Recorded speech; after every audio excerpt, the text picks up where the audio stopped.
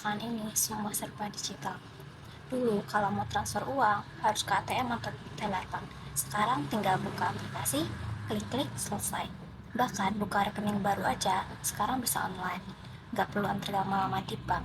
Nah, semua kemudahan ini gak lepas dari perkembangan vintage atau finansial teknologi yang bikin industri perbankan harus cepat beradaptasi. Salah satu bank yang merespon perubahan ini adalah Bank OCBC NISP. Mereka ngeluarin layanan mobile banking dan internet banking biar nasabahnya bisa transaksi lebih mudah, cepat, dan efisien. Tapi, di balik semua manfaatnya, tentu ada tantangan dan risiko yang harus dihadapi. Nah, di video ini kita bakal bahas tuntas tentang transformasi digital di OCBC NISP, mulai dari latar belakang, dampak, strategi kedepannya. Kenapa sih perbankan harus berubah? Jadi gini, sekarang ini masyarakat udah mulai terbiasa dengan kemajuan teknologi. Bayangin aja, belanja online bayarnya pakai wallet. Pesan ojek online bayarnya bisa pakai QRIS. Bahkan beli kopi di warung pinggir jalan aja udah bisa pakai Dana ataupun GoPay. Nah, kebiasaan baru ini bikin perbankan tradisional harus berinovasi kalau nggak mau ditinggalkan nasabahnya. Nah, Bank OCBC NISP ini menyadari hal ini, makanya mereka mengembangkan layanan digital seperti m-banking dan e-banking. Tujuannya apa? Biar nasabahnya nggak perlu repot-repot ke bank untuk transaksi sederhana kayak transfer, bayar tagihan, ataupun cek saldo. Semua bisa dilakukan di rumah pakai HP aja. Selain itu, layanan digital bank juga bisa lebih efisiensi mengurangi beban kerja teller ataupun operasional cabang.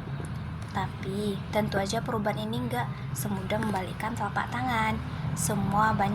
Ada banyak hal yang harus dipersiapkan, mulai dari infrastruktur teknologi, keamanan, sampai edukasi buat nasabah yang mungkin masih gaptek. Nah, di bagian selanjutnya kita bakal lihat bagaimana metode penelitian biar kita paham betul dampak dari transformasi digital. Buat ngejelasin dampak transformasi digital ini, penelitiannya dilakukan dengan pendekatan kualitatif. Artinya, lebih fokus pada penjelasan mendalam dan analisis, bukan sekedar angka statistik. Data dikumpulkan lewat dua cara utama. Yang pertama itu wawancara. Mewawancarai Kepala Cabang OCBC NISP di Batam. Kenapa di Batam? Karena Batam merupakan salah satu kota dengan aktivitas ekonomi dan perdagangan yang tinggi, jadi cocok untuk melihat gimana respon nasabah terhadap layanan digital. Yang kedua, observasi langsung ke lapangan, termasuk mengamati bagaimana nasabah menggunakan e-banking, apa kendalanya yang sering muncul, dan bagaimana mereka merespon. Setelah data terkumpul, peneliti memiliki dua model analisis. Yang pertama, analisis SWOT buat mengidentifikasi kelemahan, kekuatan, peluang, dan ancaman dari layanan digital. Yang kedua, portfolio gain buat nge-break proses bisnis bank dari hilir ke hulur, mulai dari layanan, pemasaran, hingga dukungan teknologi. Dengan dua alat analisis ini, kita bisa mendapatkan gambaran lengkap sejauh mana transformasi digital berdampak kepada OCBC NISP dan nasabahnya.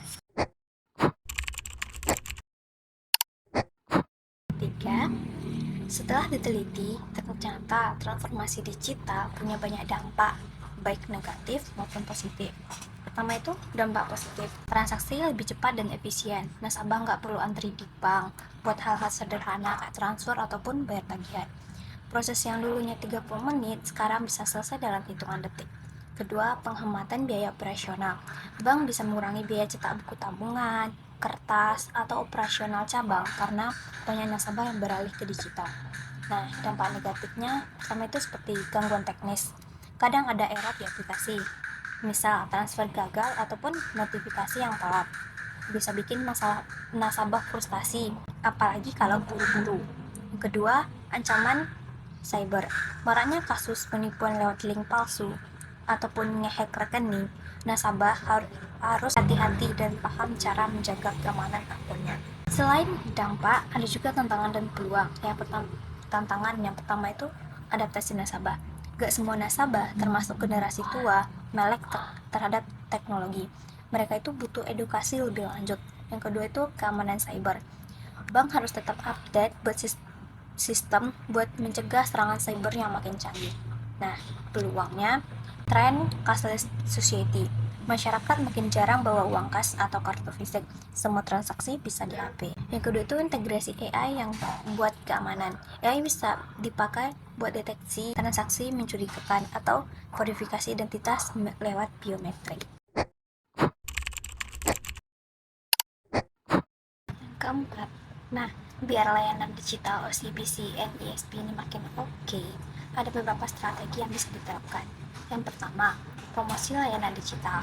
Kasih benefit tambahan kayak cashback ataupun diskon merchant buat nasabah yang aktif pakai banking. Misal, setiap transaksi di atas 100.000 dapat cashback 10%. Wah, pasti bakalan tertarik kan? Yang kedua, pakai verifikasi dua langkah atau two-factor authentication atau biometrik sidik jari atau wajah buat login. Yang ketiga, bikin fitur multi-currency account buat nasabah yang sering transaksi di luar negeri. Sediakan rekening investasi buat nasabah bisa nabung sekaligus dapat untung. Kalau dilihat dari analisis SWOT, ini poin pentingnya. Yang pertama itu strength atau kekuatan. Layanan multivaluta atau cashless banking bikin nasabah betah. Implikasinya, loyalitas nasabah meningkat karena kemudahan transaksi. Yang kedua, weakness atau kelemahan. Masih pakai infrastruktur IT lama, legacy system yang kurang fleksibel. Aplikasinya butuh biaya besar buat migrasi ke sistem berbasis cloud. Yang ketiga, opportunities. Dukungan regulasi OJK buat pengembangan vintage. Implikasinya potensi besar buat meluncurkan produk digital syariah. Yang keempat, threat atau ancaman. Serangan cyber makin canggih untuk investasi di teknologi keamanan. Nah, total value gain-nya yang pertama itu layanan virtual assistant 24/7 buat bantu nasabah kapan aja. Yang kedua itu pemasaran, kampanye cashback biar aplikasi makin banyak yang download. Yang ketiga itu output logistik, notifikasi real time biar nasabah selalu update transaksi dan nggak ada transaksi yang nunda-nunda. Jadi kesimpulannya, transformasi digital yang diperbankan itu nggak bisa dihindari. Tekanan kompetisi dan perubahan kebiasaan nasabah bikin bank seperti OCBC dan ESP harus terus berinovasi. Dampaknya sangat besar, mulai dari efisiensi operasional bank sampai pengalaman nasabah yang makin praktis. Tapi tentang seperti keamanan cyber dan adaptasi nasabah harus jadi perhatian utama ke depannya. Kita bisa berharap bakal ada fitur keren kayak AI untuk deteksi investasi otomatis yang bikin banking experience makin menyenangkan. Nah, kalian sendiri lebih suka transaksi pakai mobil banking atau masih ke ATM? Atau mungkin punya pengalaman baru seru sama layanan digital OCBC and ESP? Coba cerita di kolom komentar ya.